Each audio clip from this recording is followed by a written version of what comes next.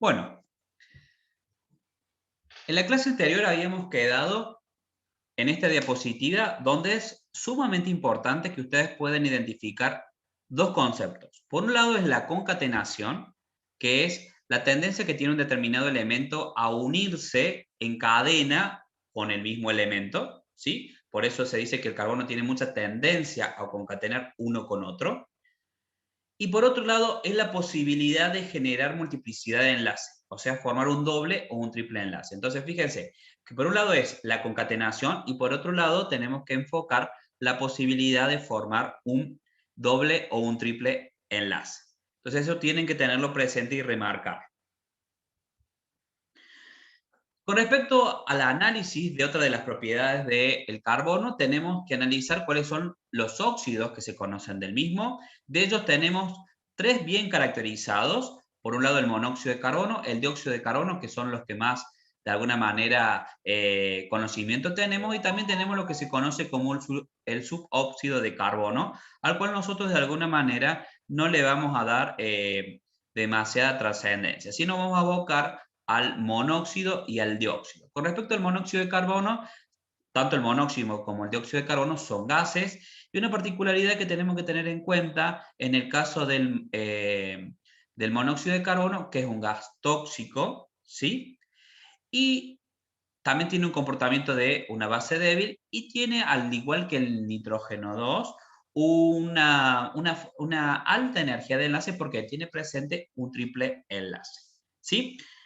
De alguna manera, cuando uno analiza la estructura, podemos identificar que tenemos electrones no enlazados del carbono que de alguna manera pueden donarse, ¿sí?, a aceptores de electrones. Y esto es justamente lo que nosotros tenemos aquí analizando, donde tenemos, si se quiere decir, el borano, y en el caso del borano nosotros podemos ver que puede reaccionar el borano en un ácido de Lewis y de alguna manera el monóxido de carbono puede actuar como una base de Lewis y formar este compuesto de algún, digamos, y se forma este compuesto a partir de una reacción de tipo ácido-base de Lewis. Fíjense que acá esto es lo que estamos tratando de referenciar. En el carbono, si se quiere decir, tenemos de alguna manera donde podemos analizar este comportamiento o este enlace que se va a establecer con el boro.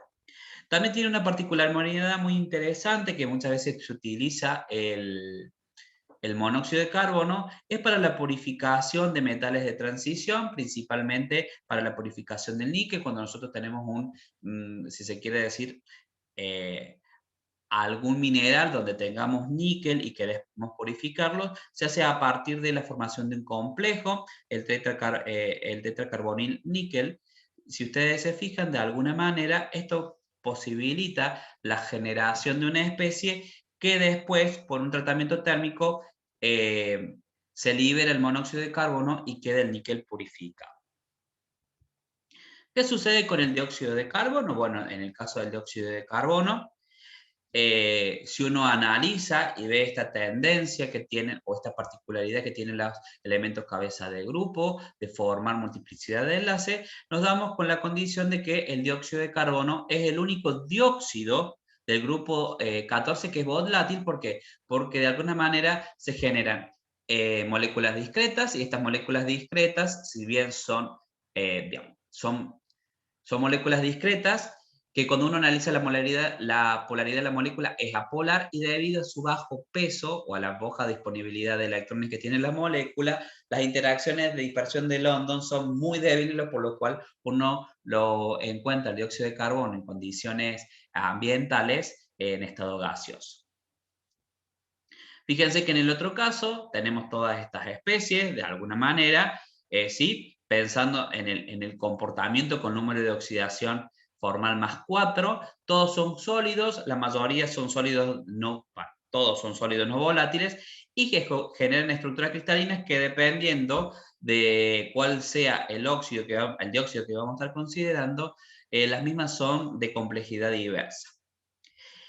El dióxido de carbono como tal es moderadamente soluble en agua, ¿sí? Entonces, si uno se fija, el dióxido de carbono, que está en estado gaseoso, en contacto con agua nos permite generar, si se quiere decir, el ácido carbónico correspondiente. Pero es lógico pensar de alguna manera, debido a la baja solubilidad que presenta el mismo, que este equilibrio esté bien desplazado hacia la derecha.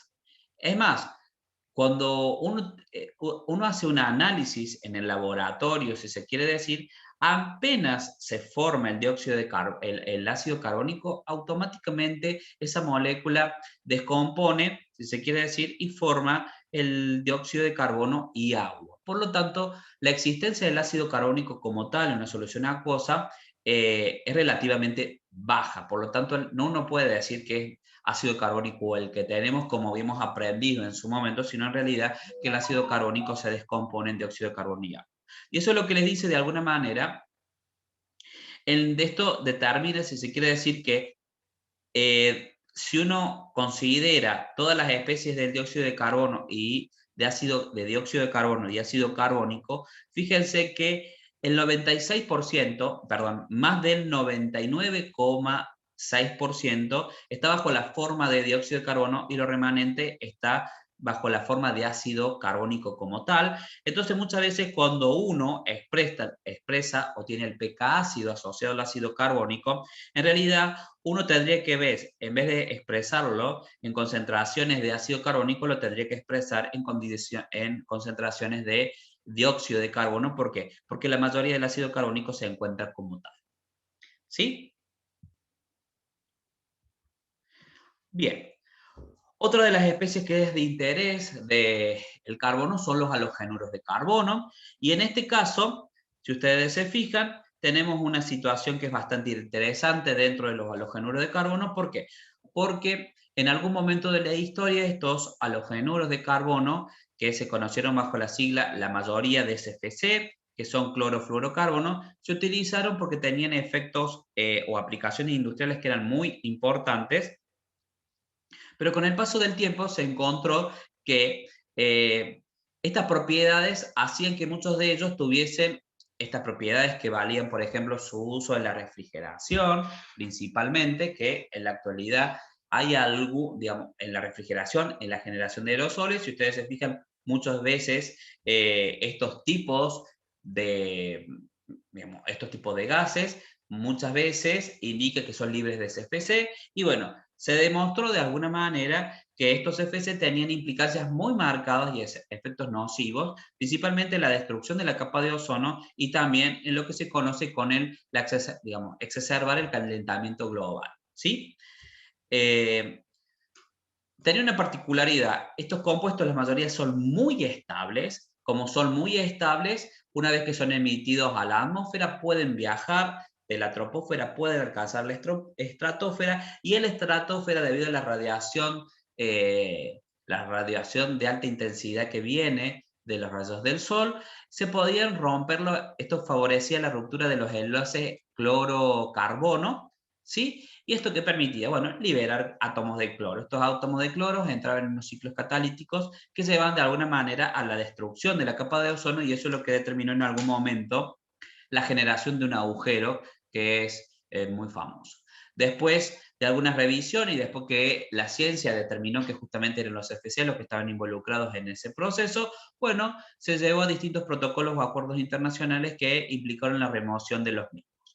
Lo principal acuerdo que se llegó de alguna manera para aumentar su reactividad, porque debido a la inercia de estas moléculas podían pasar a alcanzar la estratosfera, bueno, fue agregarles dentro de su estructura un hidrógeno, y ese hidrógeno de alguna manera es fácilmente removible o de alguna manera aumenta la reactividad de estas especies, y la mayoría de ellos se podían remover o sacarse, si se quiere decir, de circulación dentro de la troposfera, que es la capa inmediata a la superficie terrestre, y no alcanzar la estratosfera, donde se encuentra justamente la mayor densidad de moléculas de ozono y que, bueno, cumplen la función de justamente filtrar los rayos nocivos que vienen del sol.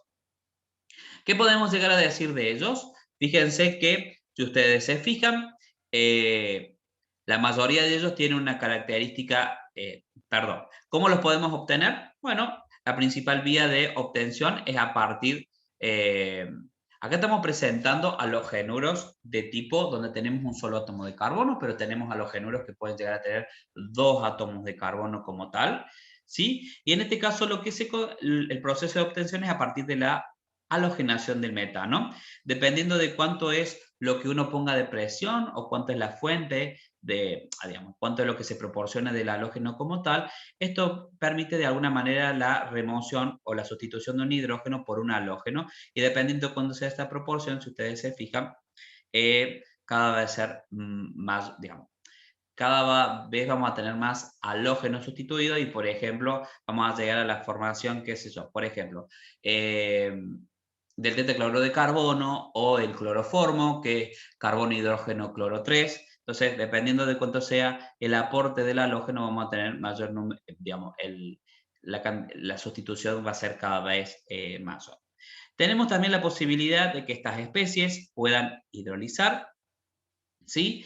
En el caso de esta hidrólisis, pues llevan a la generación de dióxido de carbono y el ácido correspondiente, pero tiene una particularidad, es que estas hidrólisis son relativamente lentas, porque, bueno, debido a la estabilidad justamente de los enlaces carbono halógeno que presentamos en los halogenuros de carbono. Fíjense que cuando uno analiza la estructura de los halogenuros, cuando todos los hidrógenos han sido reemplazados, estas moléculas tienen características apolares, por lo tanto las fuerzas de dispersión prevalecientes, las fuerzas intermoleculares prevalecientes, son fuerzas de dispersión de London, y si ustedes analizan, estas fuerzas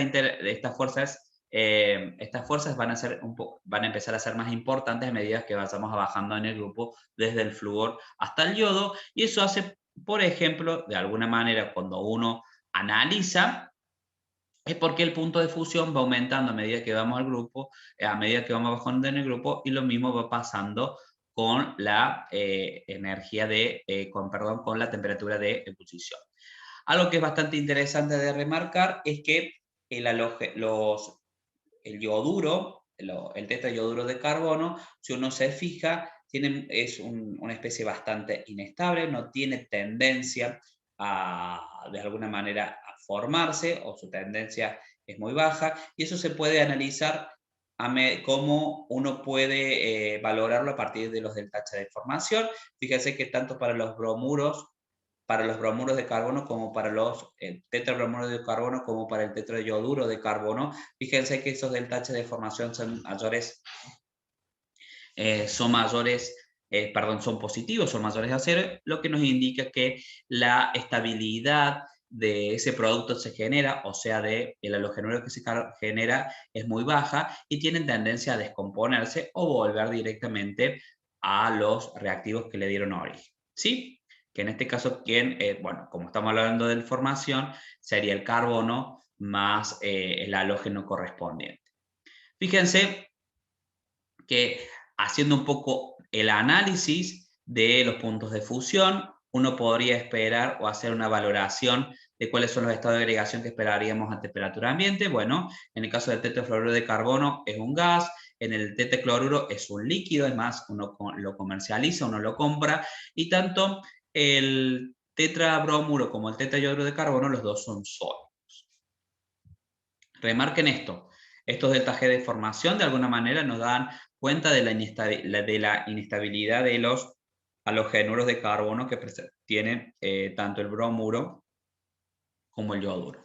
Otra particularidad que tenemos que tener presente es que se pueden formar, en este caso, podemos tener halogenuros de carbono donde tengamos, por ejemplo, carbono 2, flúor 6, y en este caso hay una particularidad. El carbono va a estar unido al carbono, a diferencia de lo que podríamos llegar a pensar con algunos con algunos compuestos del grupo 13, donde en el grupo 13, de alguna manera, hay dimerización para la formación, o de alguna manera para tratar de compensar la deficiencia electrónica. En este caso no hay dimerización, sino que, digamos, en este caso no lleva a la generación, si se quiere decir, de un dímero como tal, con la tendencia a compensar deficiencia electrónica, porque en el caso del carbono, cuando se enlaza, siempre completa su capa, o sea, su capa de valencia está completa y no lo necesita de alguna manera.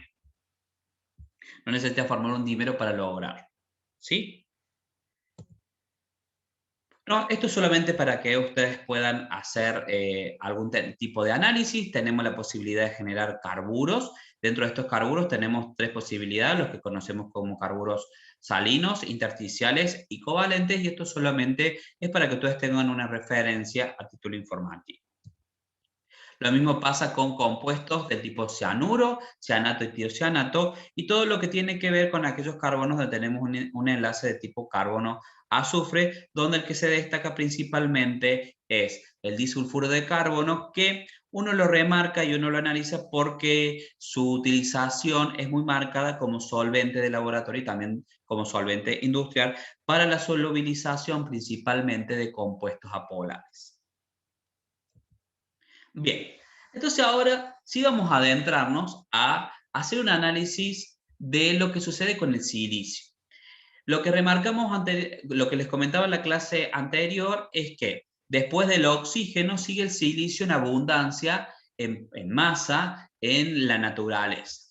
¿Sí? Si nosotros logramos tener silicio, nosotros en la naturaleza el silicio no lo encontramos como tal, pero si de alguna manera pudiésemos encontrarlo, se obtiene desde el laboratorio, uno puede ver que tiene un lustre metálico plateado.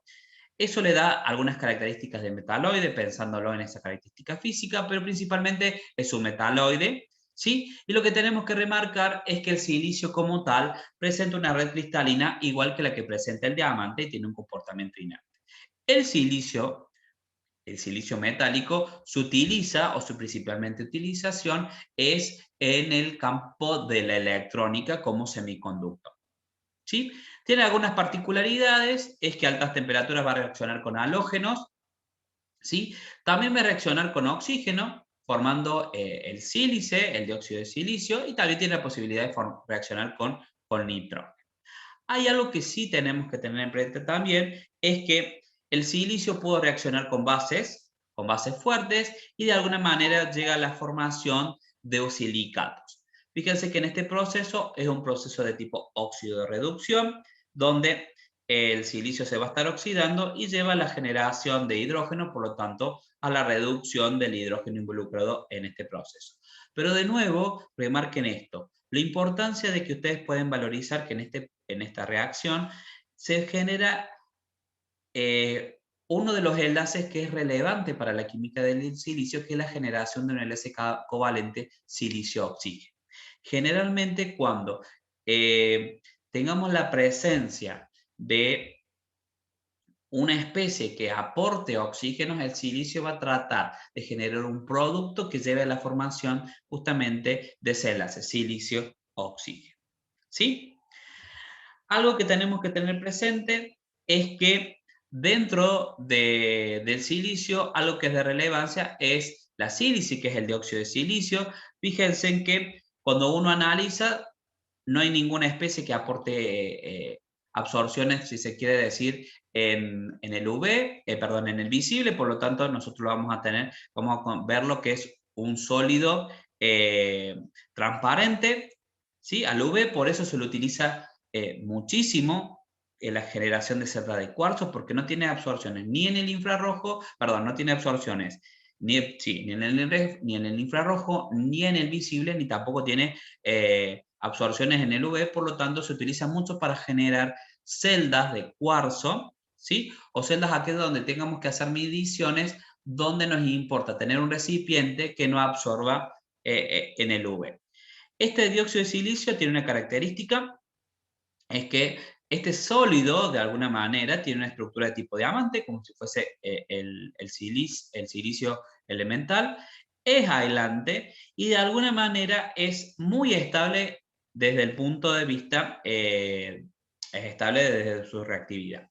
Pero fíjense que hay una particularidad, es que es estable mientras no lo hagamos reaccionar ni con fluoruro de hidrógeno, ni con flúor, ni con soluciones alcalinas. ¿Por qué? ¿Por qué con soluciones alcalinas? Bueno, porque de alguna manera puede llevar a la solubilización de las mismas como tal. Por lo tanto, si ustedes se recuerdan, ya habíamos comentado en su momento de que cuando uno quiere almacenar una base fuerte, por ejemplo, una solución de hidróxido de sodio, de potasio, o también ponemos una solución de hidróxido de bario, no lo haríamos en una botella de vidrio porque su constitución principalmente es con la estructura de silicio-oxígeno, del enlace silicio-oxígeno, por lo tanto tendríamos que utilizar otro tipo de enlace como tal.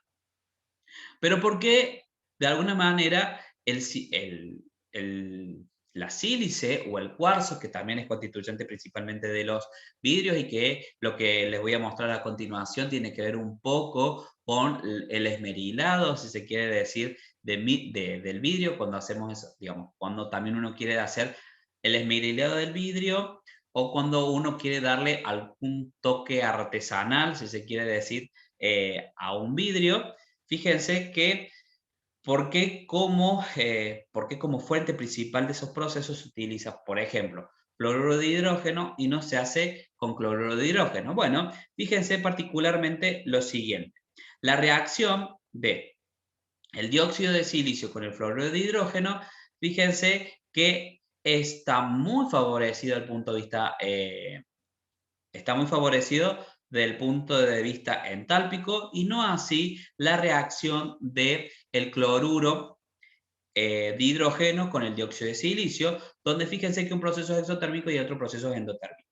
¿Y eso a qué se debe principalmente? Bueno, por la energética o lo favorable que es el enlace silicio-flúor con respecto al enlace silicio-cloro. Obviamente que principalmente esto se debe a la longitud de enlace. Acá tenemos un átomo que es mucho más pequeño, menos voluminoso, por lo tanto, de alguna manera esa distancia va a ser más favorable, va a ser menor y por lo tanto la energía de enlace va a ser mayor. Y eso hace, si ustedes se fijan, que el dióxido de silicio puede reaccionar con el fluoruro de hidrógeno y eso es lo que se vale que muchas veces, ahora no tanto, pero anteriormente, para lo que les comentaba, para el tratado de vidrios, para el grabado de vidrios, se usa ácido fluorhídrico, una solución de ácido fluorhídrico con respecto a otros ácidos minerales.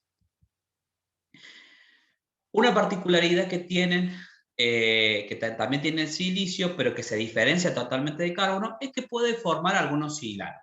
Es decir, algunas estructuras de silicio e hidrógeno, pero fíjense que siempre van a tener esta estructura.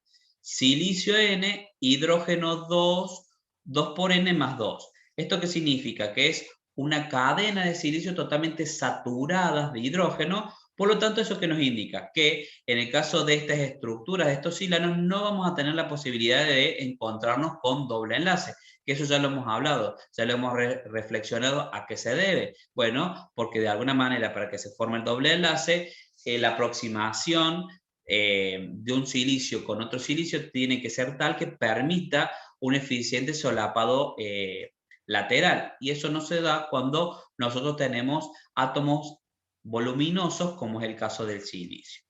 Y tampoco tienen mucha tendencia a concatenar, porque si uno se fija de alguna manera, en el caso de los silanos solamente llegamos de 1 a 10 átomos de silicio.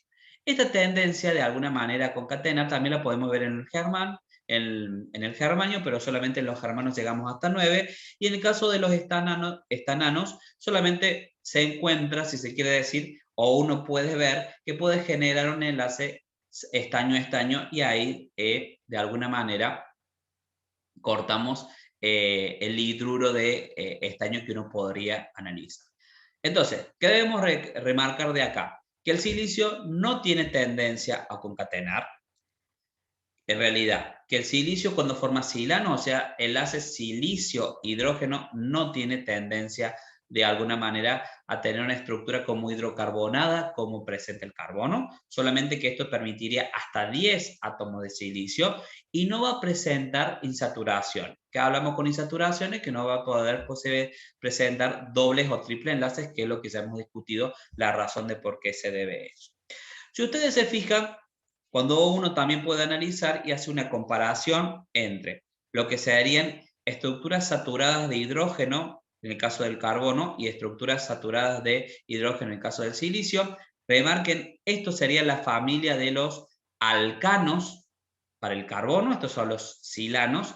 Los alcanos son los que no presentan insaturación, porque cuando tenemos hidrocarburos que tienen insaturación, generalmente nos referimos a alquenos o alquinos. En este caso estamos haciendo referencia a alcanos. Y fíjense que la estructura, cuando no tenemos insaturación, es lo que le decía. Por cada átomo de carbono que vamos a encontrar, nosotros nos vamos a encontrar con esta cantidad de átomos de hidrógeno. Por eso, en el caso del metano, que es carbono, hidrógeno 4, acá como tenemos un átomo de carbono, 2 por 1 es 2, bueno, más 2, 4. Entonces, carbono, hidrógeno 4. Si tuviésemos 2, que es el eteno, perdón, que es el etano, sería carbono 2, sería 4 más 2 son 6, y eso es la estructura que nosotros encontramos. Carbono 2, hidrógeno 6 corresponde al etano. Bueno, el mismo análisis vamos a hacer en el caso de los silanos.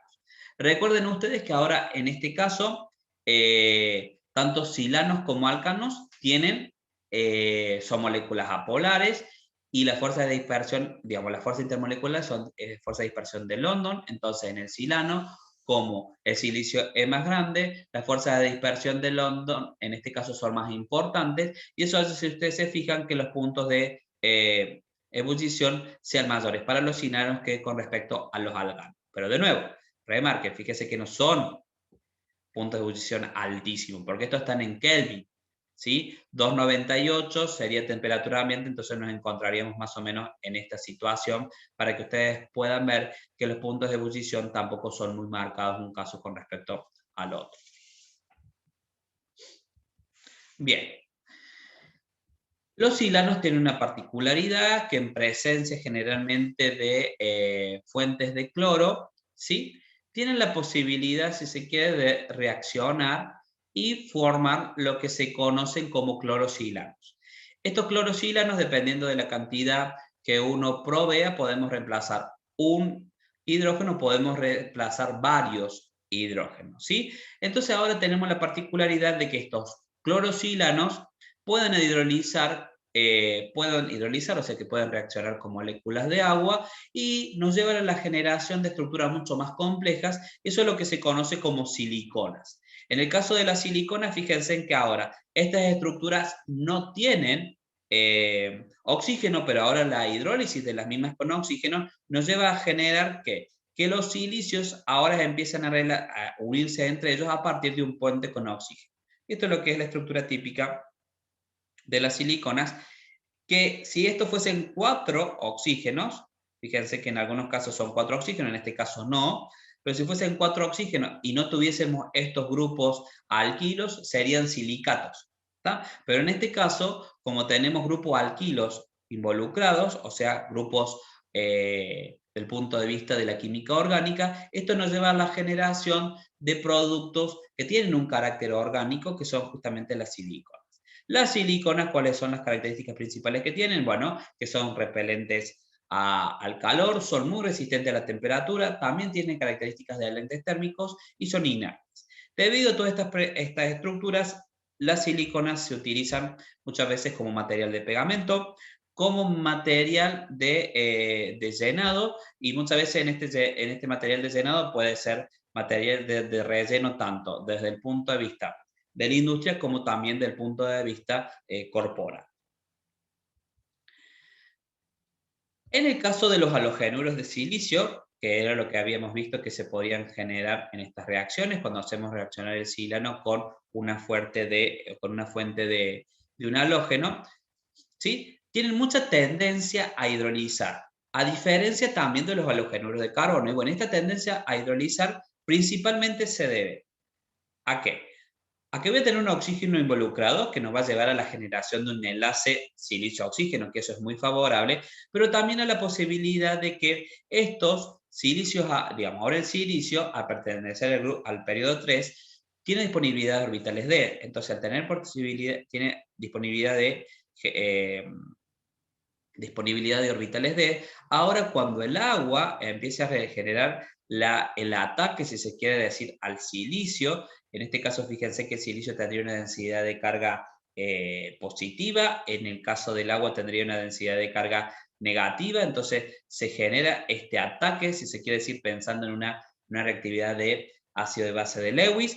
Fíjense en que ahora el silicio no solamente va a establecer un enlace silicio-oxígeno, que es muy favorable, sino que también lo puede realizar. ¿Por qué? Porque de alguna manera se genera un intermediario de reacción que está pentacoordinado.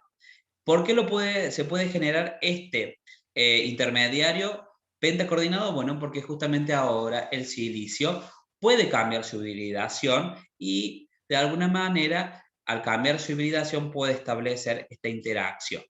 ¿Sí? Una vez que se da esta situación, fíjense que ahora se establece el enlace oxígeno-silicio y bueno, de alguna manera lleva a la pérdida de cloruro de hidrógeno. Pero lo más importante es que tienen que remarcar o analizar que la formación de este intermediario pentacoordinado es lo que favorece, si se quiere decir, la reactividad del silicio cuando uno lo quiere comparar de alguna manera con la reactividad de los halogénuros de carbono, que no tienen la posibilidad, si se quiere decir, de generar este intermediario de reacción pentacoordinada. Como lo hemos referenciado, la química del silicio está totalmente relacionada a su enlace con el oxígeno y eso de alguna manera es lo que nos permite llevar a la generación desde el punto de vista inorgánico o de estructuras de interés desde el punto de vista inorgánico que son los silicatos. Si ustedes se fijan, en el caso de los silicatos, nosotros tenemos el silicio que tiene una hibridación de tipo sp3 y eso es lo que determina la generación de un hexágono, de un tetraedro regular. En este tetraedro regular, esta es la representación que ustedes tendrían del tetraedro regular, y lo que tendrían que fijarse es que ahí, en esa arista, aquí y en esta, nosotros vamos a tener los 4 oxígenos, y en el medio del tetraedro regular se disposiciona el silicio. Después nosotros tenemos la posibilidad, de alguna manera, de condensar estos silicatos, y en esta condensación de silicatos, fíjense que ahora lo vamos a hacer a partir de un puente de oxígeno. Fíjense en esta condensación. En este caso, nosotros tenemos 2 silicios que están en la parte central del tetraedro y después tenemos todos los demás, en los otros vértices están unidos por oxígeno. Esto de alguna manera depende de cómo sea ahora la estructuración de estos tetraedros, nosotros tenemos la posibilidad de establecer distintos tipos de estructuras, ¿sí? Entonces, de alguna manera, dependiendo de esta variedad estructural, nosotros vamos a tener distintas propiedades mecánicas de los minerales que contienen los silicatos, y dentro de los minerales, dependiendo de esta estructura, nosotros podemos identificar lo que se conocen como asbestos, mica, el talco, también el caolín, granates, olivinas, berilo, que es la esmeralda, y también zeolitas. Y dependiendo, fíjense, de cómo es esta estructuración o cómo se da, pasamos de situaciones, de alguna manera, un talco que no tiene, si se quiere decir, no tiene una dureza muy marcada, o un caolín que no tiene una dureza tan marcada, pero sí un granate donde la dureza empiezan a cambiar. ¿Estamos?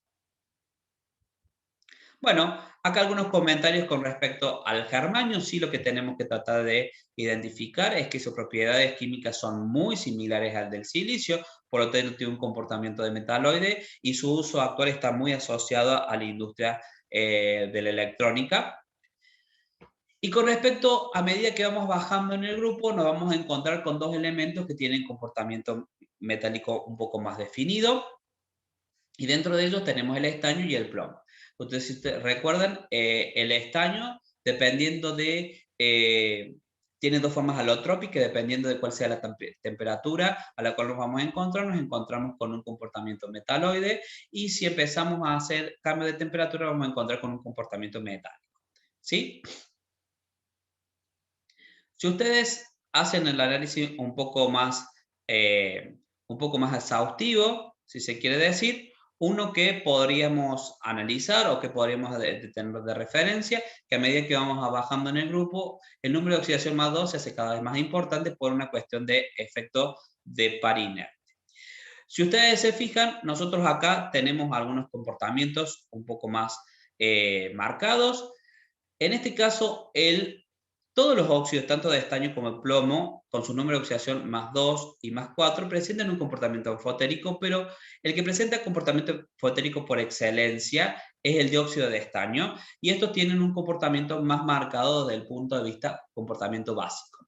Pero también, principalmente el óxido de plomo, sí puede solubilizarse, y del estaño también, perdón, puede solubilizarse en presencia de un ácido o de una base. Con respecto al dióxido de de plomo, donde el número de oxidación formal va a ser más 4. Fíjense que en este caso tiene una particularidad muy importante, es que cuando se obtiene, se convierte en un poderoso agente oxidante. ¿Por qué? Porque ese número de oxidación más 4 no es el más estable como tal, por lo tanto tiene mucha tendencia, si se quiere decir, a reducirse de más 4 a más 2, y eso lo hace de alguna manera a que tenga un marcado comportamiento como agente oxidante. Bien,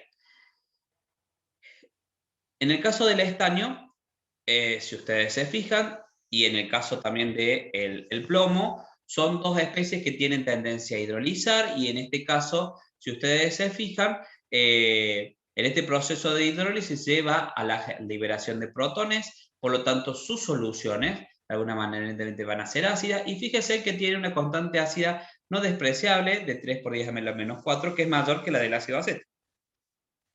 Por lo tanto, de alguna manera, es un ácido débil, sí, pero tiene una moderada fuerza si uno lo compara, por ejemplo, con un ácido clásico como el ácido acético. Lo mismo pasa con el plomo. Ahí hay otros comentarios, perdón, que es para que ustedes lo puedan un poco analizar. Yo hago referencia principalmente a aquellos que son de relevancia con respecto al comportamiento de estas especies. Y en el caso del plomo, fíjense en que también tiene tendencia a hidrolizar, pero si uno lo compara, en un caso con respecto al otro, el plomo tiene mucho menos tendencia a hidrolizar que con respecto al esta. ¿Sí? Algo que uno tendría que tener presente es que el plomo, cuando uno va alcalinizando sus soluciones, tiene un comportamiento bastante parecido al aluminio. ¿Por qué? Porque de plomo más 2 más 2 podemos precipitarlo como hidróxido plumboso, y ese hidróxido plumboso se puede solubilizar por la formación de un complejo que es el ion plumbato. ¿Sí? Entonces, esto de alguna manera nos da idea de que el hidróxido plumboso va a tener un comportamiento anfotérico. ¿Sí? Una particularidad es que la mayoría de los halogenuros de plomo, la mayoría para decir todos, son insolubles, ¿sí? Pero tiene una particularidad, es que se pueden solubilizar cuando tenemos un exceso del halogenuro correspondiente. Algo que es bastante interesante también de remarcar es que la mayoría de las sales, si quieren lo podemos poner de esta manera, la mayoría de las sales donde está involucrado el plomo más 2 como cation son insolubles, ya sea desde los halogenuros, como les comentaba recién, pero también desde los sulfatos, los carbonatos, los cromatos y los sulfuros. Bien, algo que es bastante interesante de remarcar y que uno tiene que tratar de reflexionar con respecto a ello, es que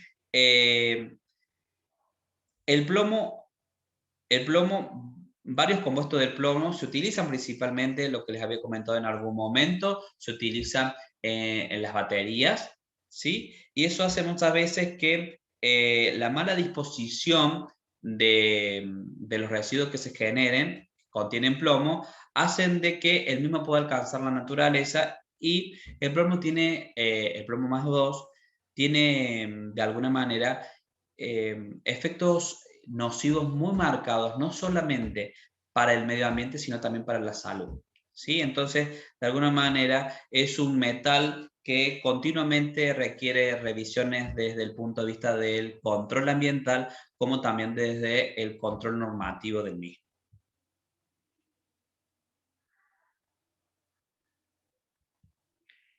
Bien, entonces, esto con respecto al grupo 14, toda la información, ustedes se van a dar cuenta que es extensa la información que hay de cada uno de los elementos.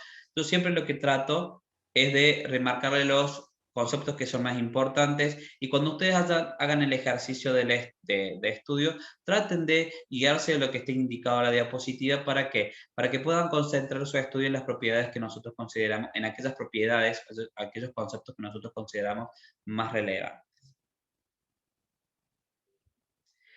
Bueno, ahora vamos a avanzar con respecto al grupo 15. Dentro del grupo 15 nos vamos a encontrar con un grupo que es bastante interesante por de alguna manera las distintas aplicaciones que los podemos encontrar desde el punto de vista industrial y que son de relevancia de alguna manera. Entonces en este grupo nos vamos a encontrar con el nitrógeno, nos vamos a encontrar con el fósforo, con el arsénico, con el antimonio y con el bismuto.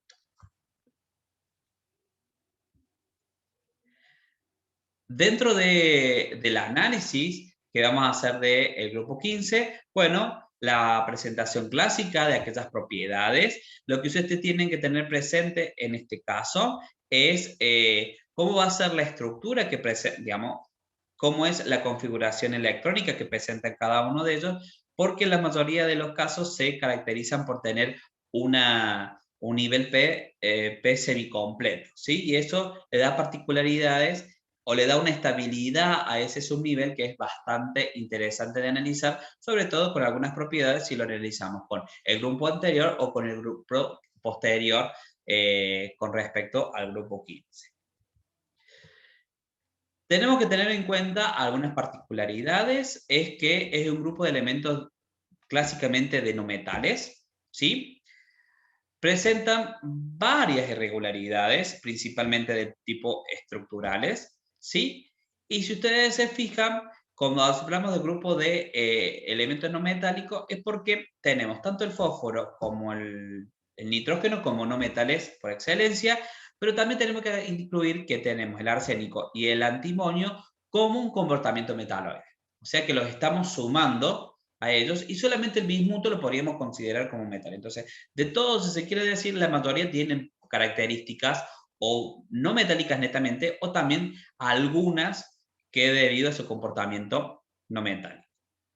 Los números de oxidación por excelencia de este grupo son el -3, el +3 y el +5, ¿sí? Principalmente en estos números de oxidación, nosotros nos vamos a estar basando, si se quiere decir, en el análisis de algunas de las propiedades. Generalmente en los óxidos es el +3 y el +5, ¿sí? Y si uno piensa en estas características, el nitrógeno, si uno piensa en estos óxidos con estos números de oxidación, en el caso del nitrógeno y el fósforo van a ser óxidos ácidos, como nosotros ya los conocemos. En el caso del antimonio y el arsénico tienen características menos ácidas, pero en el caso del bismuto, el óxido de bismuto, como tiene comportamiento metálico, obviamente que el número de oxidación +5 no va a estar presente, sino que va a ser directamente el +3, y ese va a tener un comportamiento básico, que es más o menos lo que ustedes ya tienen referencia, o lo que ya se conoce. ¿Cuál es la principal forma de obtención del nitrógeno? Bueno, el nitrógeno hay distintas formas de obtenerlo dependiendo de la aplicación que uno quiera tener, si se quiere decir, con respecto a él.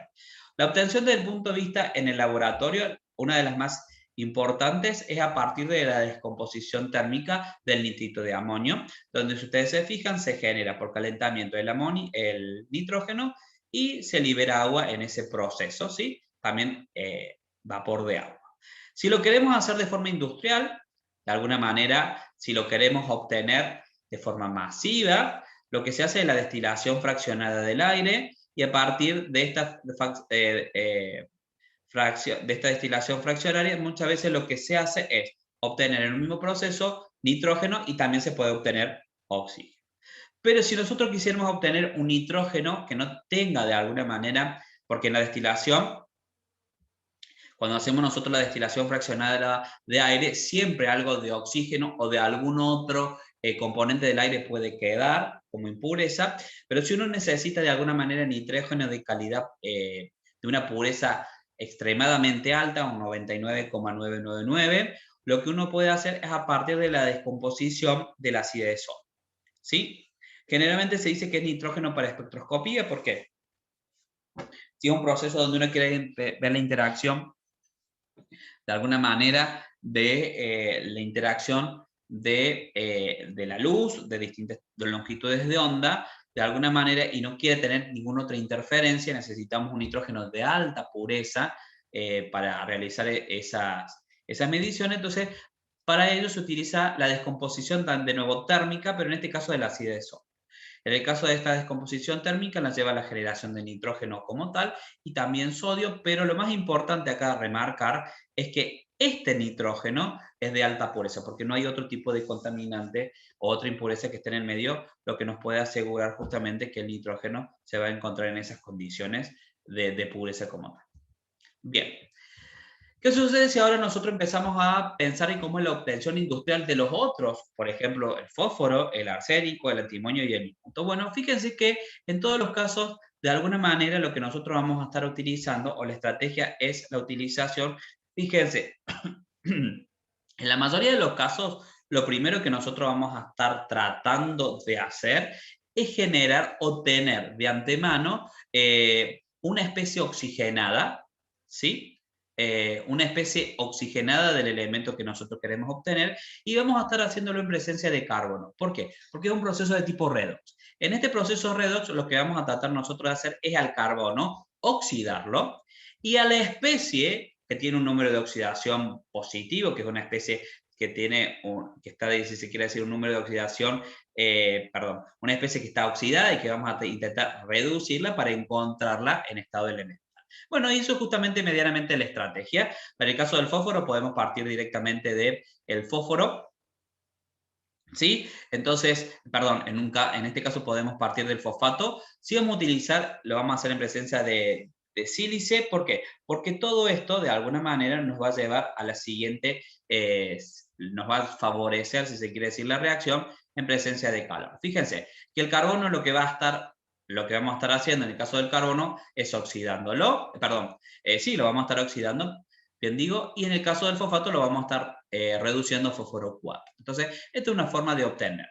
En el otro proceso, fíjense, si nosotros queremos obtener arsénico, el arsénico, la forma más fácil de obtener la naturaleza es a partir del sulfuro de arsénico. En este caso necesitamos una especie oxidada. Entonces lo primero que vamos a hacer es oxidarlo, ¿sí? Y una vez que tenemos la especie de arsénico oxidada en presencia de carbono, el carbono se va a reducir, perdón, se va a oxidar y de esa manera vamos a estar obteniendo el arsénico elemental. El mismo proceso se hace, si se quiere decir, con el antimonio y lo mismo estaríamos obteniendo con el bismuto, ¿sí? Pasa que el bismuto ya lo tenemos de forma natural a partir de la forma de óxido, ¿sí? Entonces, remarquen esto. La estrategia principalmente desde el punto de vista industrial es tener tener el elemento oxidado o un compuesto oxidado, ¿sí? Donde el número de oxidación, digamos, que esté oxidado y que tenga un número de oxidación que de alguna manera tengamos que reducirlo, llevarlo a la reducción, debido a que a partir de la oxidación de carbono a alta temperatura, ¿sí? Bien, vamos a analizar algunas particularidades del nitrógeno.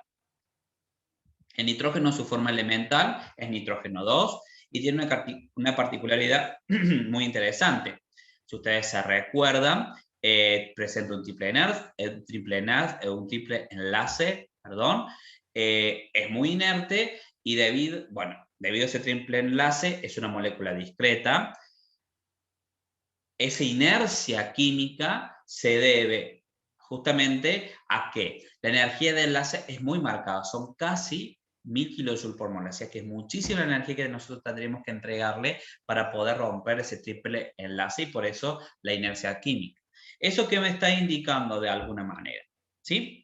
Que todos los óxidos que se vayan a formar, o todas las energías libres de formación de los óxidos van a ser positivos. ¿Por qué? Porque para formar los óxidos de nitrógeno nosotros tenemos que hacer reacciones nitrógeno y oxígeno. Tanto nitrógeno como oxígeno son especies muy estables. Por lo tanto, si son especies muy estables, no van a tener tendencia, debido a su inercia, a reaccionar y formar el óxido. Y eso hace justamente que los delta G de formación de los óxidos de nitrógeno sean positivos. Y obviamente que las cinéticas de los mismos van a ser muy lentas. Pensando ahora en cuáles son los compuestos de relevancia para mostrarles del nitrógeno, podemos partir con uno que es la hidracina. Fíjense que en el caso de la hidracina nosotros tenemos un enlace nitrógeno-nitrógeno, ¿sí? Y de alguna manera los otros enlaces se componen de hidrógeno. ¿Está? De alguna manera, si se quiere decir, es como un amoníaco donde a uno de los hidrógenos lo reemplazamos por nitrógeno-hidrógeno 2, ¿sí? De alguna manera, cuando uno va a analizar sus propiedades sus propiedades físicas, uno tiene que tener presente de alguna manera que es un líquido incoloro, que es irritable, tiene un olor irritante muy marcado al amoníaco, pero algo que uno tiene que tener presente es lo principal, que para qué se valió en su momento el uso de la hidracina, y bueno, cuando uno logra cuando uno logra metilar a la hidracina, uno puede obtener compuestos que tienen alto valor energético de alguna manera en su proceso de combustión, por lo tanto se los utiliza como combustibles. La obtención generalmente de la hidracina, no es para que ustedes lo sepan, pero es para que ustedes lo puedan analizar. Fíjense que es la reacción del amoníaco en presencia de hipoclorito en exceso, y eso justamente es lo que nos va a llevar a la formación de este compuesto. Pero algo que es bastante interesante de remarcar es que también tiene un proceso asociado desde el punto de vista ácido-base, ¿sí? Y fíjense que la constante básica que tienen acá es de 10 a la menos 7. Por lo tanto, uno podría decir que esto es una base de Bronter-Lewry menos o más débil, si se quiere decir, con respecto al amoníaco, donde el amoníaco la constante es del orden de 10 a la menos 5. Algo que tendríamos que remarcar acá, que como es un equilibrio, esto es una flecha de ida y de vuelta. Con respecto al amoníaco, ¿qué podemos llegar a decir? A diferencia de la hidracina, generalmente uno lo puede encontrar en estado gaseoso, tiene tendencias a condensar a un líquido y presenta un alto punto de ebullición comparado a lo que uno podría esperar, y eso se debe justamente a la presencia de puentes de hidrógeno. ¿Cuáles son las propiedades que nosotros podemos llegar a tener? Bueno, que disuelve sales, lo disuelve en menor proporción que el agua, obviamente, y genera soluciones conductoras. Pero hay algo que vimos anteriormente, es que también puede generar soluciones metalizadas. ¿Por qué? Porque en la generación o en la reactividad o en la reacción con metales alcalinos, ustedes se recuerdan, se lograba la solvatación de los electrones que liberaba el metal como tal, lo vimos en el caso del sodio, y eso es lo que generaba de alguna manera la presencia de de un color azul profundo, y que de alguna manera, si ustedes se recuerdan, cuando eso se empezaba a sufrir un proceso de concentración, bueno, justamente eso llevaba a la generación de soluciones que tenían propiedades conductores muy marcadas. ¿Sí? ¿Cuál es el proceso de obtención del amoníaco? Que esto es bastante interesante, es a partir del proceso Haber. Es un proceso que se utiliza actualmente para la generación de amoníaco y que consiste en la reacción de nitrógeno con hidrógeno, ¿sí? Y que de alguna manera esta reacción, bajo determinadas condiciones, sobre todo si pensamos en condiciones ambientales, no se estaría muy favorecida. Entonces, ¿cómo logramos para que este proceso de Haber, desde el punto de vista termodinámico, opere en condiciones industriales que sean favorables? O sea, que el rendimiento de esta reacción sea marcado. Entonces, para ello lo que hacemos es jugar, si se fijan, si se quiere decir, de alguna manera con lo que conocemos de esta reacción. Entonces, si ustedes se fijan, nosotros tenemos que esta reacción tiene un delta H negativo, por lo tanto es una reacción exotérmica. Entonces, en una reacción exotérmica, para que de alguna manera se favorezca la misma, uno lo que tiene que hacer es bajar la temperatura. Porque ustedes recuerden que nosotros cuando tenemos una reacción exotérmica, uno puede visualizar al calor como un producto. Si nosotros empezamos a bajar la temperatura, si se quiere decir, de alguna manera es como si estuviésemos consumiendo el producto y estamos favoreciendo, si se quiere decir, la reacción desde la izquierda hacia la derecha. Entonces, fíjense cómo hacemos para, de alguna manera, favorecer, y eso nos llevaría, si se quiere decir, cuando bajamos la temperatura, que esta reacción se desplace hacia la derecha, y eso favorecería la obtención del amoníaco. Entonces, si ustedes se fijan, una de las estrategias de la misma es trabajar a baja temperatura. Bueno, en este caso, una reacción, fíjense en la temperatura que estamos manejando, obviamente que uno puede hacer el cálculo de cuando una reacción deja de ser espontánea. Uno puede hacer el cálculo de cuál es la temperatura de corte entre la espontaneidad y no la espontaneidad, haciendo un análisis en el equilibrio. Entonces uno puede llegar a considerar, o uno puede visualizar a partir de ese cálculo, que trabajar a 500 grados para el sistema a una temperatura relativamente baja, lo que está favoreciendo también la síntesis del amoníaco. Pero también, si ustedes se fijan, ustedes recuerden que había una premisa que cuando uno aumentaba la temperatura, perdón, la presión, el sistema se desplazaba hacia donde teníamos menor número de moles gaseosos. Entonces, en este caso, si ustedes se fijan, acá tenemos 4 moles gaseosos y acá tenemos 2. Entonces, trabajar a altas presiones haría que esta reacción a su vez también se desplazaría hacia donde tenemos, hacia, digamos, si se quiere decir, hacia productos, lo cual nos conlleva lo cual conlleva la generación del amoníaco.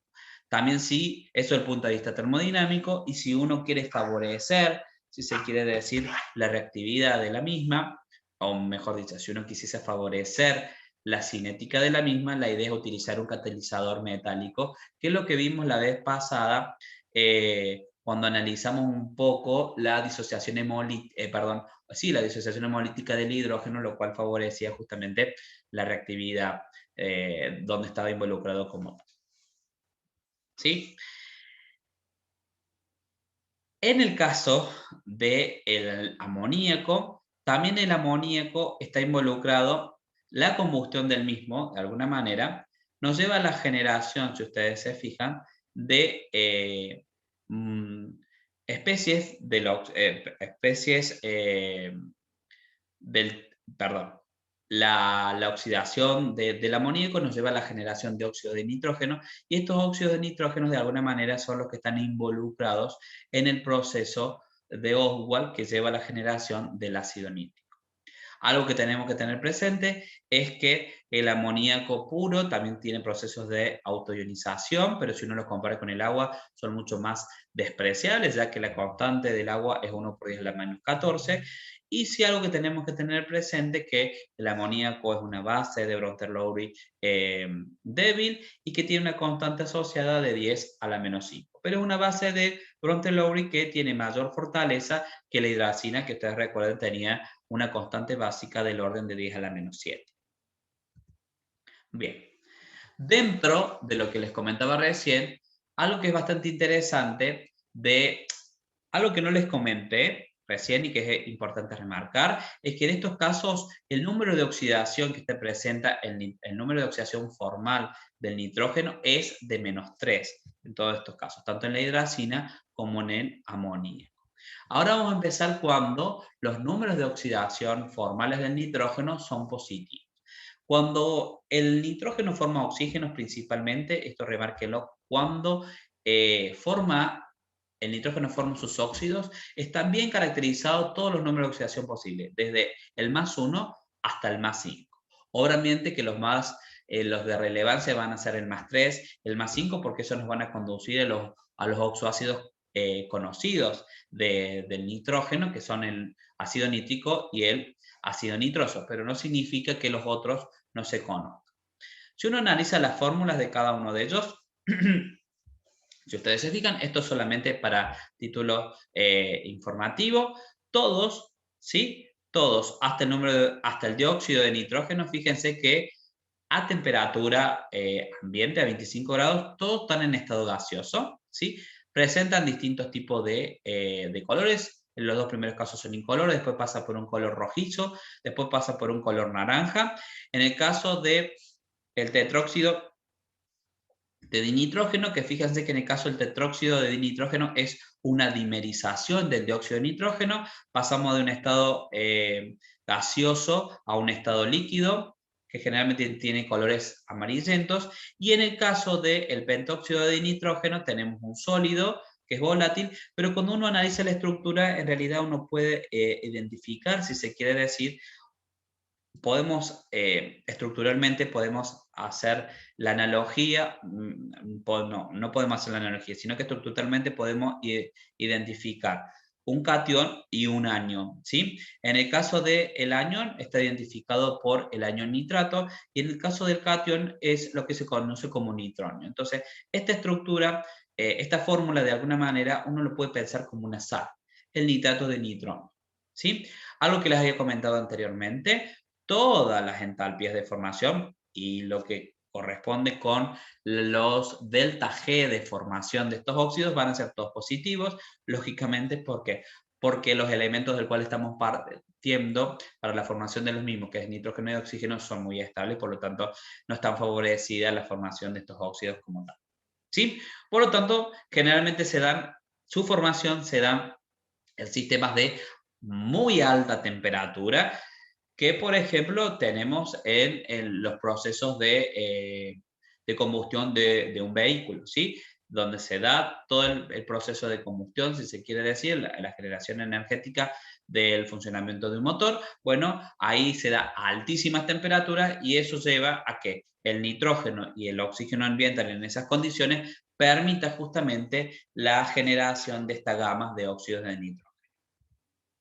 Bien, haciendo algún tipo de relevancia para que ustedes puedan analizar, fíjense que el óxido de nitrógeno, que es son dos átomos de nitrógeno unidos, después, digamos, son dos átomos de nitrógeno, el cual uno de ellos se une a un oxígeno. Estas son las dos estructuras de resonancia que se conocen como tal, pero algo para que ustedes tengan presente es que durante mucho tiempo se lo utilizaba como anestésico. En la actualidad, obviamente que se ha dejado su utilización, pero bueno, es como para tenerlo presente que es el primero que se conoce de la lista y en muchos casos se lo conocía como el gas de la risa porque la inhalación de lo mismo provocaba una sensación que provocaba, bueno, que uno tuviese tendencia a reírse. En el caso del óxido nítrico, que es bastante interesante y que me interesaría que ustedes les llame un poco la atención, la nomenclatura que tiene. El óxido nítrico es NO, no es lo que nosotros conocemos como N2O5 y eso se debe justamente al uso de la nomenclatura tradicional. Cuando uno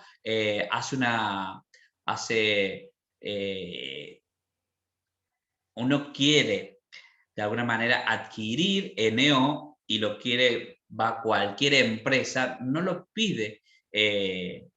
Uno no puede generalmente, si uno lo pide como NO, te van a traer más NO, pero si uno quiere óxido nítrico, si se quiere decir lo que veíamos recién, el nitrato de nitronio, si uno quisiese nitrato de nitronio, no le van a traer eso, sino que si pide óxido nítrico, lo que les van a proveer es justamente esta estructura. Y eso es algo, digamos, este compuesto.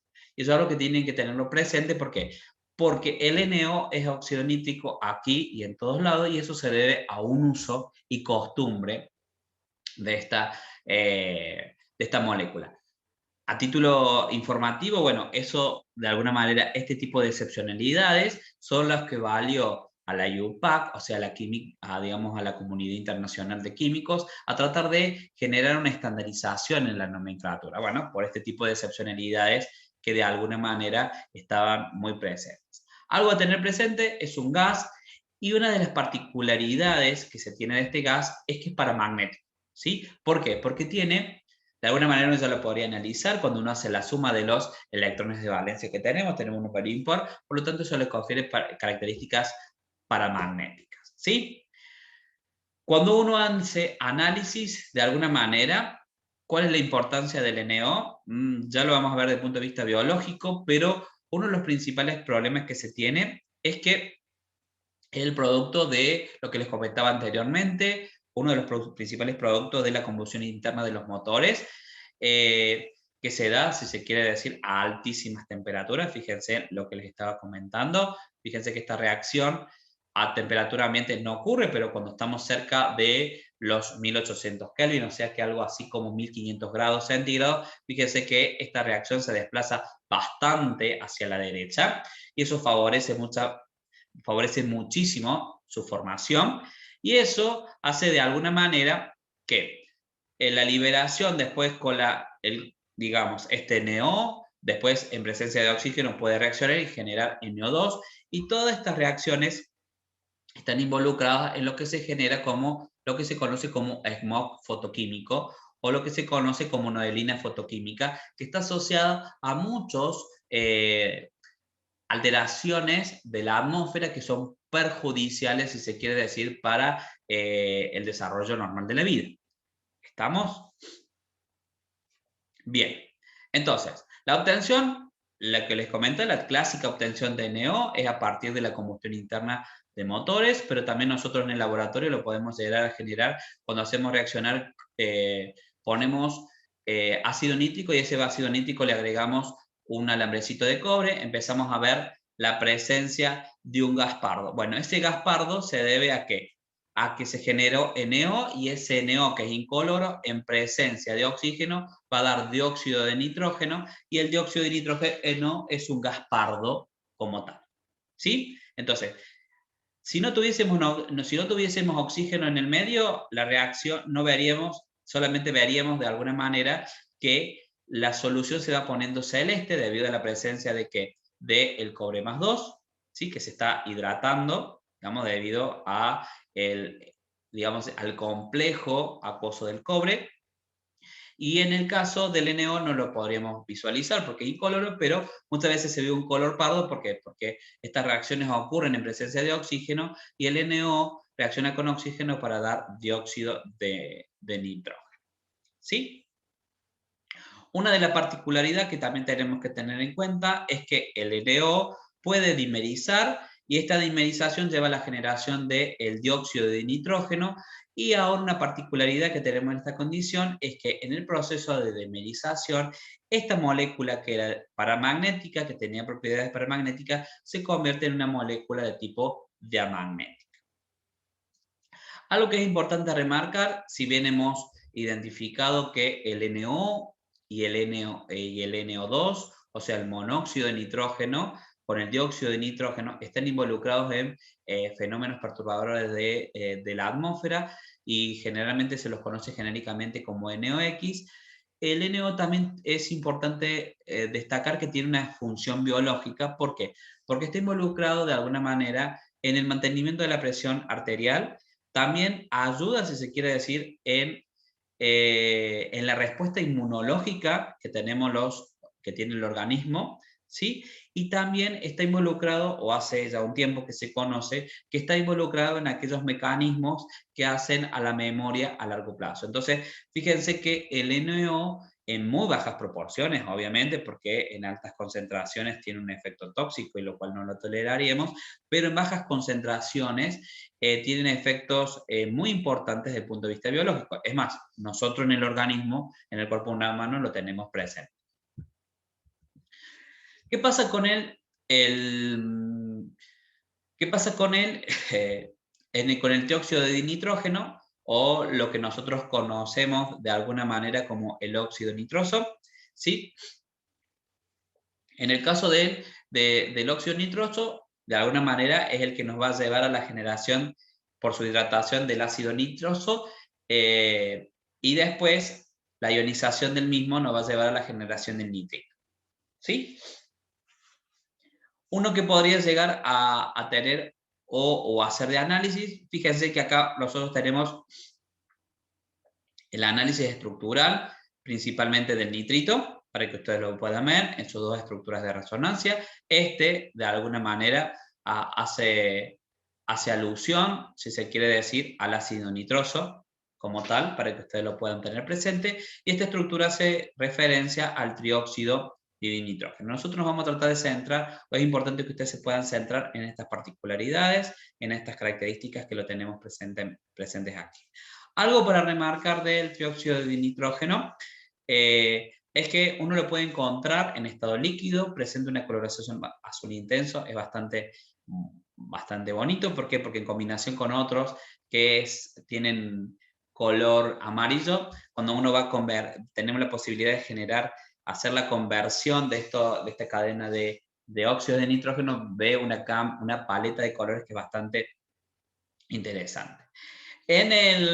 Cuando uno piensa en las principales, en la principal utilización que tenían ellos, el principal de todos de estos tres compuestos, el que se destaca el nitrito, que durante mucho tiempo se lo utilizó para la inhibición de una bacteria que provocaba botulismo y por eso se lo incorporaba en jamones y en productos cárnicos. Bueno, debido debido al desarrollo y al avance de todo lo que tiene que ver con la parte bromatológica, se sabe que los nitritos tienen un efecto nocivo, por lo tanto se prohíbe su uso como tal.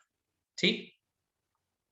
Una característica que tenemos que tener presente es, bueno, las obtenciones, fíjense en que de alguna manera vamos a partir de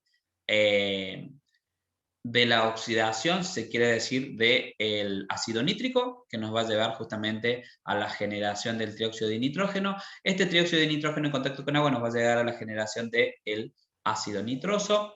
¿Sí? Y también otra de las alternativas que podríamos llegar a tener, fíjense que ustedes tienen acá la reacción de nitrito de bario con un ácido fuerte.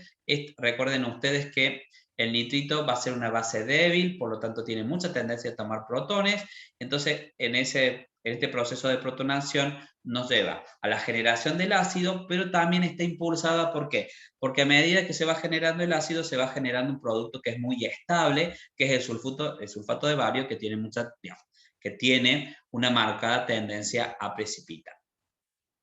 ¿Sí? Las reacciones que se conocen, y que es lo que a mí me interesa que destaquen ustedes, es que lo que ya conocemos, el ácido nitroso es un ácido débil, ¿sí?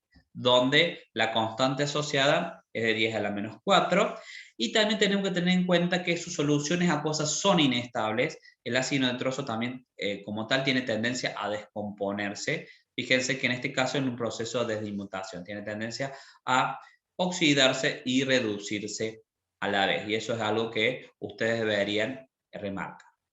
En el caso del óxido como tal, en el caso del óxido, su oxidación va a llevar a la generación muchas veces también de el dióxido, perdón, como vimos anteriormente,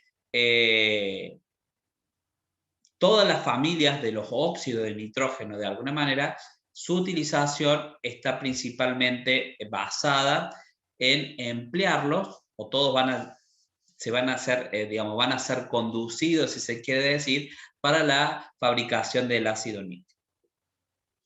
Uno de ellos, de todos los óxidos, uno que es de relevancia es el dióxido de nitrógeno como tal, y una particularidad del dióxido de nitrógeno es que el dióxido de nitrógeno también tiene propiedades diamagnéticas, tiene posibilidades de establecer una dimerización, y en esta dimerización se genera el tetróxido de nitrógeno.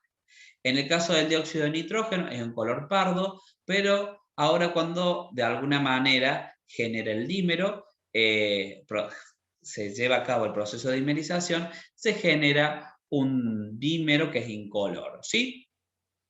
Muchas veces uno puede apreciar esta situación en esta reacción.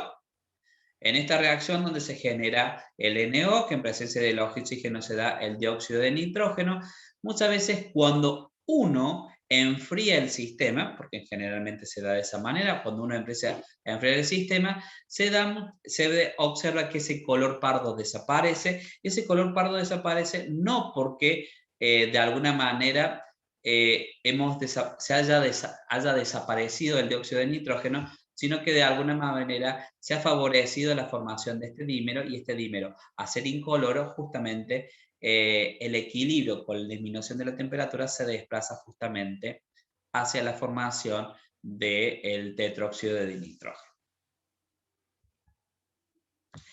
Bien. Y llegamos, si se quiere decir, a uno de los, digamos, a uno de los compuestos más importantes de las especies de el nitrógeno, y en ellos tenemos que hacer justamente referencia al ácido nítrico. El ácido nítrico es un líquido, es denso, es incoloro, ¿sí? Y lo que uno tiene que remarcar es que es un fuerte agente oxidante.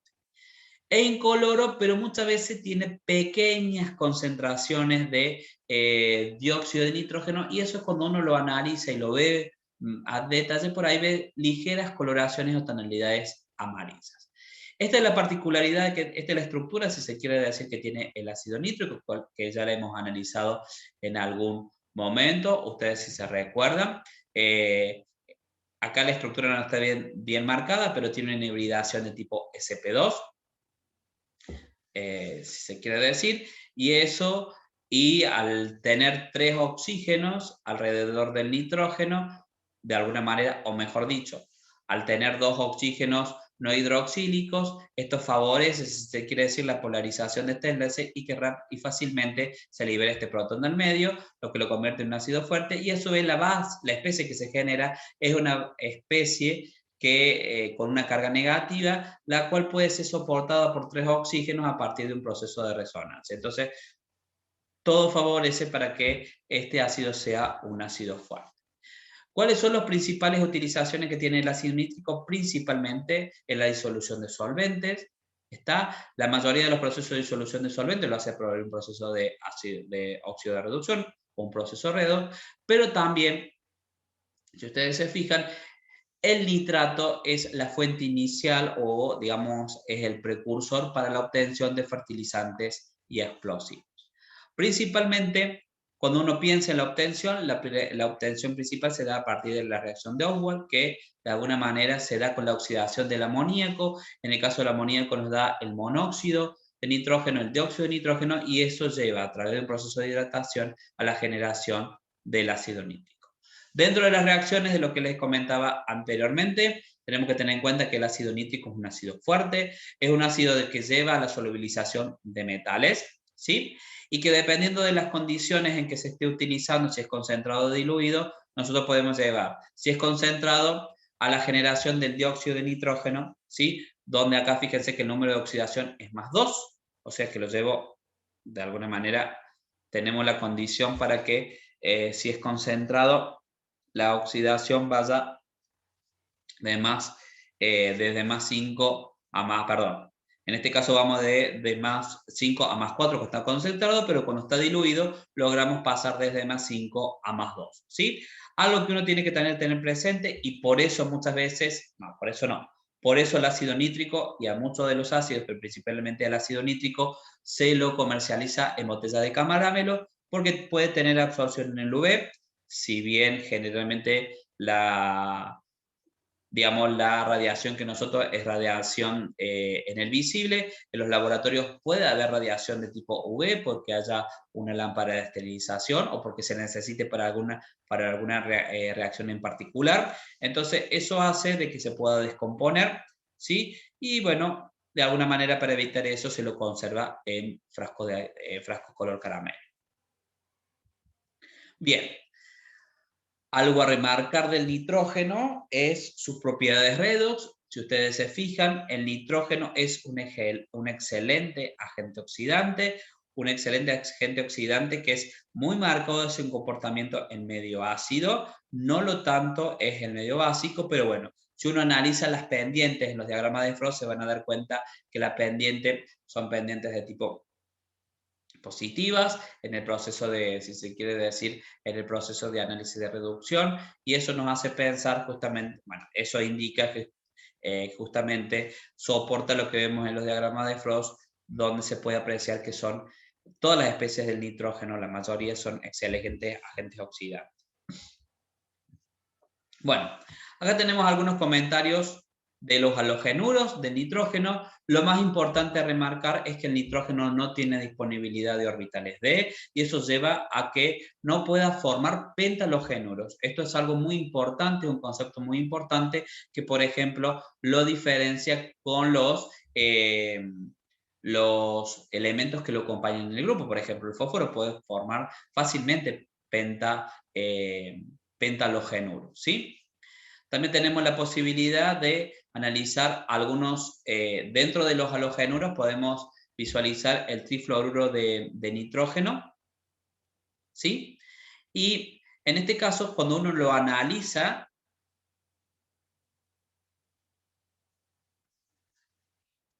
cuando uno no los analiza, uno que puede llegar a decir, bueno, que a diferencia del amoníaco, en el caso del trifluoruro de nitrógeno no es una base de Lewis. Es más, de los halogenuros la mayoría no tiene comportamiento de bases de Lewis. Bien, entonces ahora vamos a empezar a hacer qué pasa si comparamos el fósforo con el nitrógeno. Ahora en el caso del fósforo, ¿sí? El fósforo ya no es una molécula, si bien es una molécula discreta, no tiene la posibilidad a diferencia del nitrógeno, de formar multiplicidad de enlaces, no tiene un triple enlace, ¿sí? Y en el caso del fósforo, lo que uno tiene que tener en cuenta es que todos los enlaces que se van a dar van a ser de tipo simples. Enlace simple, fósforo-fósforo, ¿sí? El fósforo presenta distintas formas alotrópicas, ¿sí? Y de alguna manera, esas propiedades, tanto físicas como químicas, van a depender de las estructuras alotrópicas que vayamos a analizar. El fósforo elemental como tal es el fósforo blanco, ¿sí? Y el fósforo blanco, si ustedes se fijan, yo lo habíamos analizado, se obtiene a altas temperaturas a partir de un proceso óxido-reducción donde involucramos una especie oxidada del fósforo, que en este caso es el fosfato de calcio, en presencia de carbono, y también tenemos sílice, pero lo más importante es que al poner estas dos especies, de alguna manera nos lleva a que el carbono se oxide y que el fósforo sea forzado a reducirse, formando el fósforo elemental, ¿sí? En este caso está a altas temperaturas, por lo tanto lo vamos a encontrar como moléculas discretas, pero cuando nosotros bajamos la temperatura, fíjense que de alguna manera vamos a encontrarnos con la formación de un sólido, ¿sí? Donde cuando uno analiza la estructura como tal, va a formar un sólido molecular. Fíjense que tiene un punto de fusión de 44, entonces eso nos indica que a temperatura ambiente va a estar en estado sólido, pero que de alguna manera, debido a que tiene un punto de fusión que no es muy alto, de alguna manera con un simple calentamiento, uno que puede analizar que es un sólido que tiene una elevada presión de vapor, temperatura ambiente, y que cuando uno lo analiza tiene un aspecto de cera. Fíjense en que es lógico pensar que sea una molécula de tipo apolar, entonces si es apolar va a ser soluble en solventes de tipo polares. Entonces, si ustedes se fijan, es típico que uno pueda considerar su solubilidad, que tenga una muy buena solubilidad en el dióxido de carbono, en el disulfuro de carbono, ¿sí? Obviamente que es inestable, es insoluble en agua, ¿sí? Y muchas veces lo que hace es el almacena, a diferencia, por ejemplo, de metales, en agua para evitar su oxidación. Otra característica que tiene es que el fósforo elemental es extremadamente tóxico, es letal a muy bajas concentraciones. Ya con 100 miligramos de fósforo es suficiente para provocar, si se quiere decir, la muerte de una persona. Y también lo que se conoce, si se sabe, que es un sólido meta inestable, dado que de alguna manera con irradiación UV evoluciona lentamente del fósforo blanco al fósforo rojo. Cuando uno analiza este comportamiento, si se quiere decir, fíjense que tiene una entalpía no muy grande, pero está favorecida. ¿Por qué? Porque es exotérmica. Bien, si empezamos a hacer un análisis de las propiedades, uno puede tener en cuenta que el fósforo 4 es de todas las variedades alotrópicas la más reactiva. ¿Y a qué se debe esto? Bueno, si uno analiza un poco la estructura, se va a dar cuenta que en la molécula hay ángulos fósforo-fósforo que son de 60 grados. Esto de alguna manera, si uno lo piensa, lo trata de imaginar, es un ángulo muy pequeño, es un ángulo muy cerrado de lo que uno podría esperar para cuando tenemos un enlace de este tipo. Y eso es lo que esto lo que provoca de alguna manera es que el solapamiento que se den entre ellos, entre los orbitales atómicos, sea muy pobre, sea muy débil. Entonces, eso determina que este enlace, si se quiere decir, fósforo-fósforo, sea muy débil. Recuerden, tenemos una marcada tensión estérica en la molécula. ¿Por qué? Porque este ángulo es muy pequeño. Sumada a esta tensión estérica, que se debe justamente a esta estructura que tiene la molécula, el solapamiento va a ser muy ineficiente, va a ser pobre el traslape, y eso justamente lleva a que el enlace sea muy débil. Todas estas condiciones hacen de que justamente el fósforo 4 sea una molécula muy reactiva. Y es más, fíjense que en presencia de aire, en contacto de aire, arde, o sea que con el oxígeno que presenta el aire, puede arder por temperaturas por encima, si se quiere decir, a los 30 grados, a los 35 grados centígrados, y por eso muchas veces se lo utiliza para fabricar ingenios incendiarios. ¿sí? Entonces, esa es la razón que muchas veces se le da al fósforo. Otra de las particularidades es que cuando tenemos atmósferas húmedas y estamos por debajo de los 35 grados, se lleva de alguna manera a una oxidación del fósforo, y en esta oxidación lo que generamos nosotros es lo que ya vamos a ver, que es el óxido fosfórico, ¿sí? El óxido fosfórico tiene de alguna manera un proceso, cuando está excitado, tiene un proceso de decaimiento al estado fundamental, que no es la fluorescencia, que es lo típico, sino que es la fosforescencia, ¿sí? Entonces, esta emisión de luz, que es como más, nosotros no lo vamos a ver, pero una emisión como más prolongada en el tiempo, es lo que se conoce como fosforescencia, y es lo que muchas veces en el campo, muchas veces uno ve como lucecitas blancas en el medio del campo, y generalmente cuando uno lo analiza, se ve justo, y uno va y ve a qué se puede ver, seguramente hay un hueso que emite esta fluorescencia, que ve esa luz, debido justamente a estos procesos que se dan de la oxidación, no sé si controlada, pero la oxidación lenta que lleva la formación de los óxidos de fósforo, el óxido fosfórico.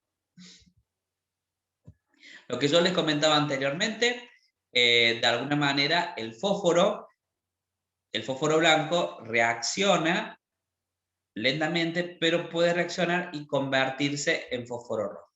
Principalmente el fósforo rojo, ¿cómo se obtiene? Bueno, se obtiene obviamente a partir del fósforo blanco, pero en este caso a partir del calentamiento del mismo a unos 300 grados, ¿sí? Y esto, fíjense que ahora lo que lleva es a la generación de una estructura o un enlace alternado de las estructuras individualiza, digamos, un enlace, si se quiere decir ahora, de estas estructuras digamos, de estas estructuras del fósforo blanco, ¿sí? ¿Qué característica tiene? Es que, bueno, va a ser una sustancia que es amorfa, ya lo podemos ver por la estructura que va a adquirir, y con un punto de ebullición, lógicamente, que va a ser mayor que la del fósforo blanco. Esta característica o esta concatenación, si se quiere decir, de las estructuras del fósforo blanco, hace de que vaya a ser menos tóxica, pero lo más importante es que hace que sea menos reactiva. Bueno, cuando uno hace el análisis, fíjense que uno puede decir que son redes tridimensionales con cada átomo de fósforo en un entorno, si se quiere decir, de tipo piramidal. Bueno, de nuevo, el fósforo rojo es insoluble, al igual que el fósforo blanco, y va a tener características o se va a solubilizar en los mismos solventes que se solubilizaba el fósforo blanco. ¿Qué sucede si de alguna manera nosotros seguimos calentando el fósforo, o mejor dicho, alguien se olvidó de apagar el calentamiento del fósforo blanco y lo deja varios días, pero sin querer también se le dispara la presión?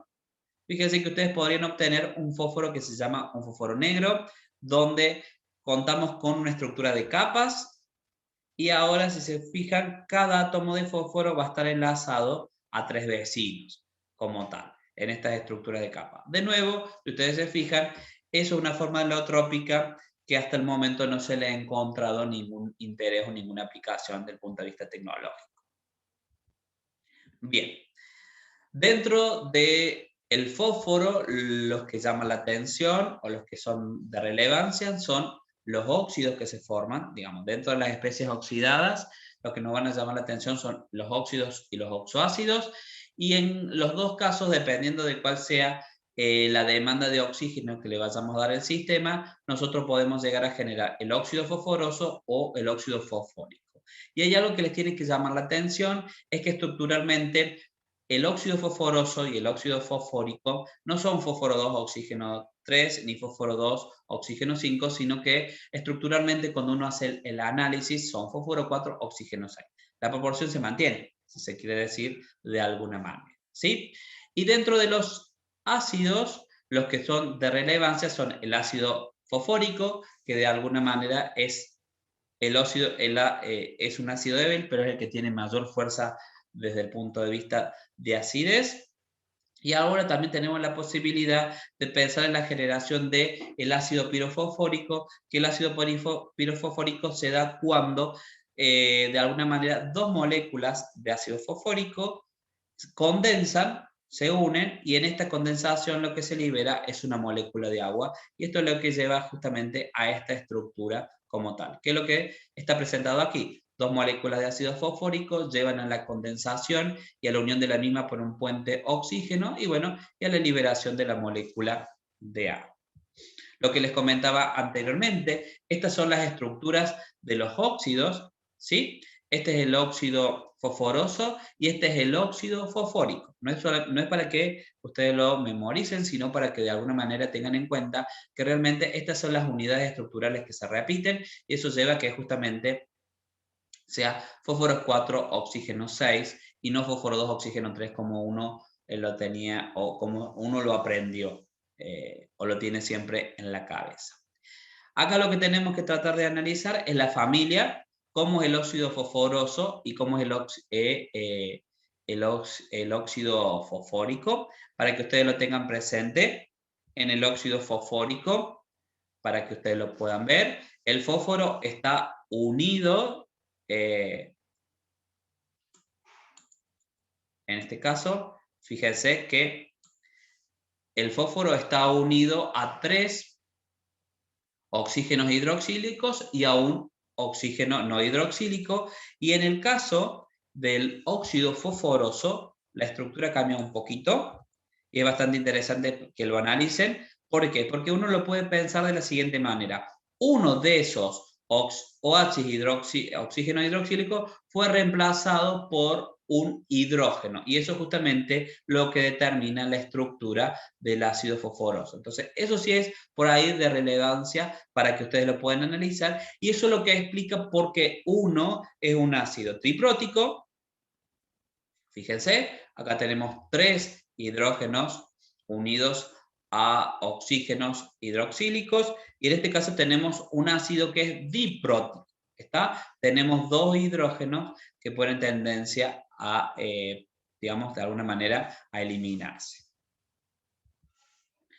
Si uno analiza ahora las propiedades redox, se va a dar cuenta que son totalmente diametrales o distintas a las propiedades de los óxidos, si se quiere decir, o a los oxoácidos del nitrógeno, porque uno sí puede ver, se da cuenta que la mayoría de estos potenciales ahora, estos potenciales de reducción, son negativos, lo que nos está indicando que son agentes oxidantes muy débiles o directamente oxidantes, agentes oxidantes malos, como para decirlo de alguna manera, y todos muestran propiedades reductoras, ¿sí? Si uno piensa que esto tiene un signo negativo, al analizar el proceso inverso va a ser positivo, entonces nos indica que todos los estados de oxidación, excepto obviamente los más altos, porque en el caso del más 5 no le queda más tendencia que reducirse, y en el menos 3 tendencia a oxidarse, tiene propiedades de tipo reductor. Y hay algo que es bastante interesante, es que el fósforo es inestable, y es lógico que sea inestable porque va a tener, digamos, debido a lo que hemos analizado, debido a esta marcada tensión, tensión estérica, sumado al poco solapamiento de los orbitales atómicos que conllevan a la generación de un enlace muy débil fósforo-fósforo, no es lógico, es lógico pensar que va a tener tendencia a formar especies que sean mucho más estables, por eso la inestabilidad del mismo. Bien, cosa que es diferente al nitrógeno, ¿tá? Remarquen eso también, acá en el caso del nitrógeno, si nosotros comparamos las sustancias elementales, el nitrógeno no es una especie inestable que tiene tendencia a desproporcionar, sino que una especie estable como tal. En el caso de los alpentalogenuros del fósforo, tiene una particularidad, es que el fósforo, debido a la disponibilidad de orbitales de él, sí puede formar trihalogénuros y pentahalogénuros, ¿sí? Entonces eso también hay que tenerlo bastante presente para hacer el análisis estructural. para hacer el análisis de estas propiedades. La mayoría se dan, si se quiere decir, por halogenación directa. Recuerden ustedes que podemos poner el fósforo 4 más el halógeno correspondiente. El fósforo 4 es muy reactivo, por lo tanto es lógico pensar que se puedan llevar a cabo por la halogenación directa, excepción, si se quiere decir, de difluoruro de fósforo, que para de alguna manera lograr su síntesis se hace la fluoración de otro halogénuro, que en este caso es el tricloruro de fósforo. Se da una sustitución de alguna manera en un caso y en el otro. ¿Sí? Recuerden de que en este caso todos van a tener una estructura de tipo piramidal en el caso de los trihalogenuros, y en el otro caso, de alguna manera, cuando uno analiza las otras moléculas, cuando analiza los pentahalogénuros, fíjese que esto nos da a pensar que es una bipirámide con base trigonal. En la mayoría de los casos, uno puede hacer referencia que tienen más un comportamiento de ácido de Lewis. ¿Por qué? Porque ahora la mayoría de ellos son, los halógenos son más electronegativos que el fósforo. Entonces, en este caso, uno, ya de por sí, si uno piensa solamente en la fosfina, que la fosfina, si se quiere decir, tiene un par de electrones solo, no es una base, no es un, digamos, no es, no tiene mucha tendencia ni a aceptar ni a donar electrones, y en este caso, si a su vez hacemos un enlace, ahora si el fósforo está enlazado a un halógeno, esa situación se revierte. ¿Por qué? Porque esta disponibilidad de ese par electrónico es absolutamente despreciable, y es como que el fósforo tiene tendencia ahora a aceptar un par electrónico, y eso se debe principalmente a que tiene disponibilidad de orbitales D. Para remarcar compuestos de importancia del nitrógeno desde el punto de vista industrial, principalmente, bueno, lo que vimos, el amoníaco porque se utiliza en la síntesis de ácido nítrico, pero también se utiliza en la fábrica de plásticos, fertilizantes explosivos. En el caso de la hidracina, hay una tendencia a utilizarlo como combustibles de cohetes. El NO, bueno, de nuevo, en la preparación de precursores del ácido nítrico.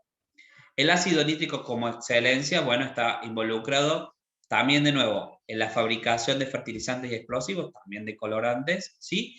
Y el ácido nítrico, ustedes recuerden que es un agente muy fuerte, entonces muchas veces se utiliza para la solubilización de metales, pero también se lo puede utilizar debido a ese marcado poder oxidante como pasivante. Recuerden ustedes que hemos visto que muchas veces ocurre que cuando ponemos ácido nítrico muy concentrado generamos una capa de óxido sobre el metal, y eso lo hace que esa superficie se pasive como tal. Bien, en el caso de compuestos del fósforo tenemos los óxidos. En el caso del óxido fosfórico se utiliza principalmente como tiene características, se utiliza como un excelente deshidratante como tal, y en el caso del mismo se utiliza para la preparación del ácido fosfórico, y a partir del ácido fosfórico lo principal está en la generación de pesticidas y herbicidas a partir de la generación de lo que se llaman compuestos organofosforados, que son compuestos que tienen fósforo pero también tienen una base orgánica. Bien, en el caso del ácido fosfórico, lo mismo que analizamos recién, principalmente la generación de herbicidas, ¿sí? Y en el caso de estas especies, fosfato ácido, el fosfato ácido, el diácido, para la preparación de soluciones amortiguadoras se utiliza muchísimo en la industria, ¿sí? Y también tenemos los fosfatos o los fosfatos diácidos de amoníaco, que se utilizan o son conocidos en la industria o en la vida cotidiana como fertilizantes. También, y por último, comentarles que el fósforo y principalmente sus oxoaniones forman también parte de los sistemas biológicos, y si uno piensa o uno hace análisis, el fósforo está presente en la hidroxiapatita, que está en la estructura, que está de alguna manera marcado, tiene una marcada presencia en el esmalte dental y que de alguna manera muchas veces este esmalte dental uno lo puede fortalecer, ¿sí?